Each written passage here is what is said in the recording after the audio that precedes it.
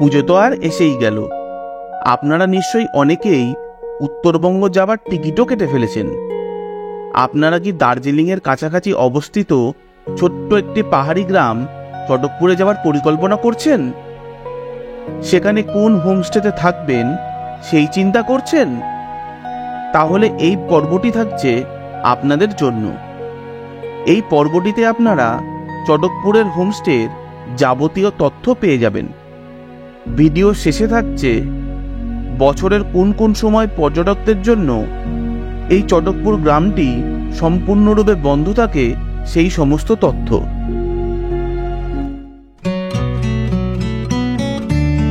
দার্জিলিং জেলার একটি ছোট্ট পাহাড়ি গ্রাম চটকপুর। সেঞ্চাল অভয়ারণ্যের মধ্যে অবস্থিত পাইন বন দ্বারা সুসজ্জিত এই গ্রামটি দার্জিলিং জেলার অন্যতম অফবিট ডেস্টিনেশন। এই গ্রামে মোট 21টি পরিবারের বাস এবং প্রত্যেকটি বাড়িতেই একটি করে হোমস্টে আছে। তবে আমরা যেই হোমস্টেতে ছিলাম সেই হোমস্টের ব্যালকনি থেকে আকাশ পরিষ্কার থাকলে সবথেকে ভালো কাঞ্চনজঙ্ঘা চাক্ষুষ উপলব্ধি করতে পারবেন।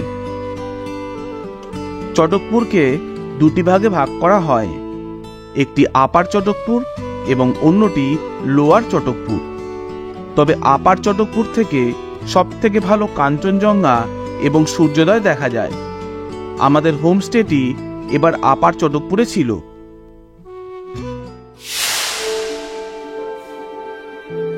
প্রথমেই বলি, এটি কিন্তু কোনো পেড প্রমোশন নয়। আমরা 8ই মে 2024 সালে একদিনের জন্য এই চটকপুরে গিয়ে এই হোমস্টেতে থেকেছিলাম। সেই অভিজ্ঞতাই আপনাদের সামনে তুলে ধরছি। আমাদের এই চ্যানেল কোনো হোমস্টেতে আপনাদের যেতে বাধ্য বা প্রভাবিত করছে না, তাই বুকিং করার পূর্বে ভালো করে যাচাই করে নিয়ে তবেই রুম বুকিং করবেন।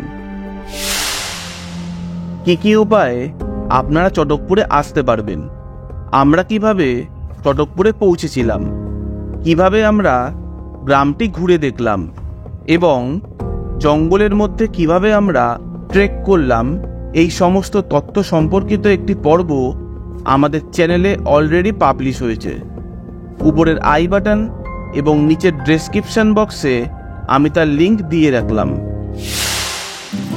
আমরা এইবার যে হোমস্টেতে ছিলাম সেটি হলো ইয়াং হোমস্টে।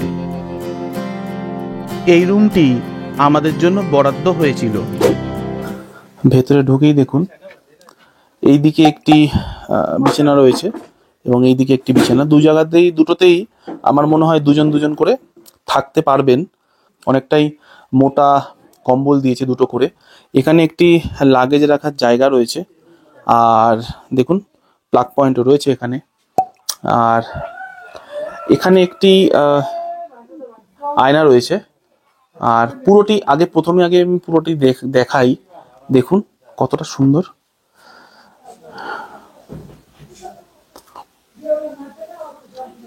এইখানটিতে কিছু জামা কাপড় ঝোলানোর জন্য জায়গা রয়েছে। আর এবার চলে আসি আমি বাথরুমটিতে। ঢুকেই দেখুন এখানে একটি বেসিন রয়েছে, আর বালতি, মগ, কল, দেখুন চপ্পলও দিয়েছে, গিজার রয়েছে। আর এটি হচ্ছে কোমোড। যদি বলেন একদম ঝা চকচকে, খুব পরিষ্কার, খুবই পরিষ্কার।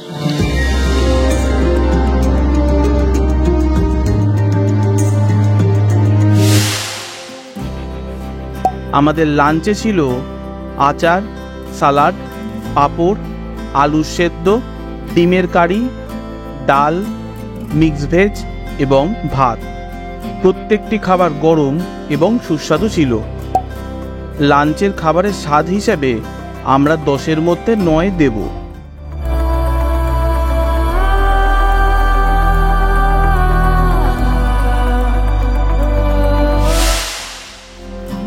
সেই দিন ডিনারে ছিল আলু ভাজা, চিকেন কারি এবং রুটি।